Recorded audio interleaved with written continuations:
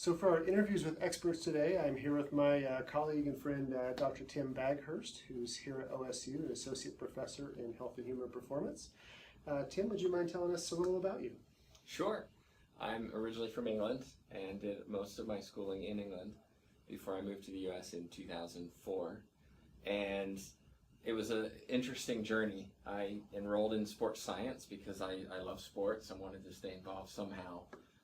At the time, didn't really know what I was doing, of course, as a 19-year-old, but I was fortunate that I found my passion, and during that time, we had an option of either going into exercise science or sports psychology. Okay. And I took that class in sports psych, and that was it for me. I knew what I wanted to pursue. And that's at the undergraduate level? Undergraduate level, okay. Yeah. The degree is only 3 years, though. You don't take general education. Okay. You go straight into your degree. So you better know what you want to study, because if you don't, it's just a disaster. Point being that I fell in love with sports psych, of course, get to the end of my degree, and then what, right? What do you do with your degree? I'm graduating in a few months, haven't really thought it out, nobody's really talked to me, my parents never went to college, so I didn't know what I was doing. And of course, the solution is to go to graduate school, which is what I did. I went to Bangor in Wales and did a master's there in sports psych. From there, I had some different options in terms of, do I go do a PhD? I'd always been interested in studying in the U.S., and most of the sports psych programs are in the U.S. But it ultimately came down to, I got offered a scholarship to stay in Wales and do teacher certification, because they had a real need for teachers. So they were offering scholarships, and so, hey, they're giving me money, I'm going to stay and do this, which I did. I discovered that I enjoyed teaching, but the older the student, the more I enjoyed it. And so elementary school for me was just, it was a bad experience for me. I survived elementary school, but as I went up through the age groups, the more I enjoyed it. From there, I got a job teaching at a community college in England. You graduate at 16, and then you can go on to do further education before university. I taught that further education, which was sports science. Taught there for a year. I had gotten married to an American. We decided to move to the U.S., and the simplest, easiest way to do it as far as paperwork goes is come over as a student. So I came over to Midwestern State in Texas, did another master's, and from there got offered a scholarship to go to Arkansas, University of Arkansas, do my PhD. Okay. So it's interesting that although most of my research has been in the sports psych field, most of my degrees are not, and I came through different degrees, kinesiology, my teaching was actually in IT, my PhD is in physical education, and yet somehow I still managed to make it work where my interests were still there. I was able to research and pursue what I wanted. Right. Of course, we've talked about in the class how there's many paths to sports psychology careers, and you've had an interesting one yourself. So yeah, absolutely, and I think a lot of people would say that, you know, you're supposed to follow steps A, B, and C, and D to get there. But the reality is when you talk to most people like myself in the field, we didn't follow A, B, C, and D. We kind of went A, D, F, I, and eventually got to where we wanted to be. Right. Can you tell us a little bit more about what you do here at OSU? Sure. We have a degree in sports and coaching science. It's brand new. It's almost 6 months old. And so I direct that. Before that, I was in charge of the physical education program. But within that degree, I teach specific classes. I also teach in the graduate program that we have in health and human performance. But I teach coaching ethics. I teach our introduction to coaching called Theory and Practice of Coaching. And then I also teach the kind of applied sports psychology class as well. Okay. And the coaching science minor is a great option for like a psych major who wants to go to sports psychology. Yeah, absolutely. One of the questions you're going to get when you apply for jobs, especially if you want to stay in the coaching world or the sports world, is kind of what background do you have there? Well, if you're just pure psychology, it's a stretch. Right. I have the same issue with students maybe in my degree who want to go into the psychology field.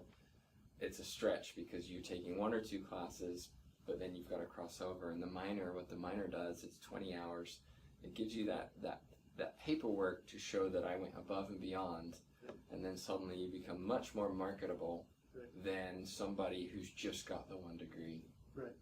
And we've even had some students who are now double majoring, and exercise science, for example, they want to be a strength coach, but want that education component of how do I coach. Right. Great. I wonder what advice you'd have for students who maybe are thinking about a career in sports psychology. What advice would you have for them at this point? A lot of our students are undergraduates, perhaps interested in sports psychology of some type. What advice would you have for them? Yeah. One of the things I have in my class, my theory of coaching class, is a lot of guest speakers who Skype in. And what they consistently say over and over and over is continue to network with people. And we had that discussion this morning in class in terms of, stay in touch with your professors. Your professors know a lot of people. They've networked with a lot of people. They have access to people you don't have access to. But if you're not on good terms with them, i.e. they don't know who you are or what you're doing, how can they help you? Because we're here to help students, right? That's our primary job. So if we can, we will. But if you don't take that initiative to get involved in the program, to volunteer for research activities, to contribute, then when it comes time for you to go on beyond your degree, you don't really have those connections that you could have made, maybe going to a state conference or just being involved with professors. And so my advice primarily is don't wait until the last semester or the last year to really, now I've got to build my resume so that I'm marketable. It's too late. You have to start as soon as you can. And we, yourself, myself, many others, have plenty of opportunities where you can build a resume, but you have to come to us. It's not our responsibility to come to you and say, here, do this, do this, do this. Take the initiative, and then when it comes time to ask one of us for a reference, it makes it very easy, right? And it makes it we're excited to help you because you've really stepped up and really gone for it. And I've seen that consistently over the last 10 years, that the students who come into my office, Dr. Baghurst, I'm new here, I just wanted to introduce myself.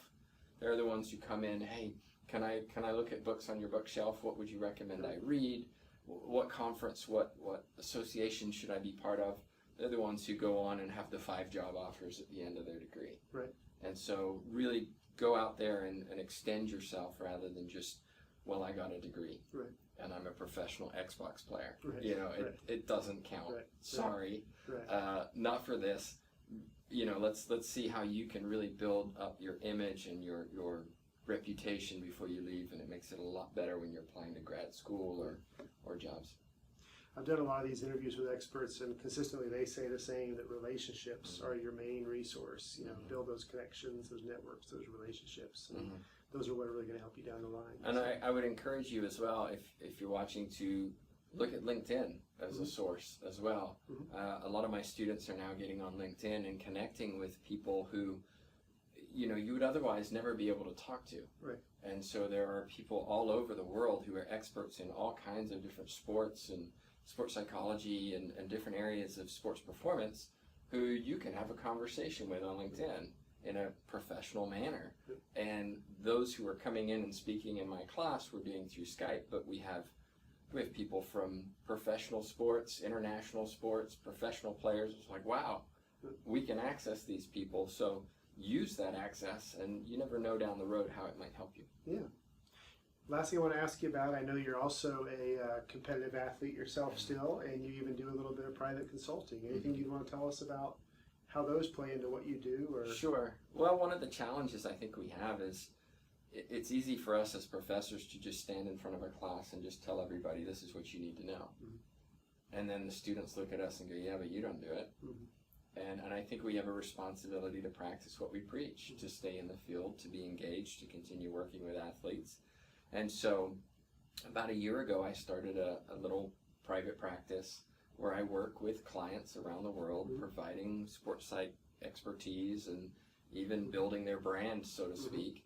And the idea behind this is not just for, it's nice to have a little bit of extra money, but it's more about me having that experience that I can bring into my class.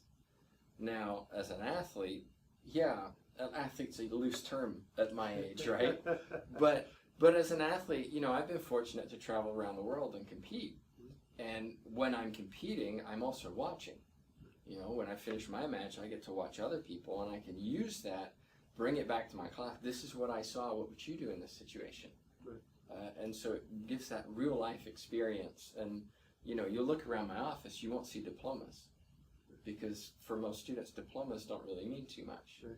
But if you see a jersey where I represent my country, that carries a lot more weight to most people because I've been there and I've done it. And I think that's important for us, that we continue to try and kind of lead by example. Well, this has been terrific, Tim, and thanks for joining us for this interview. My pleasure.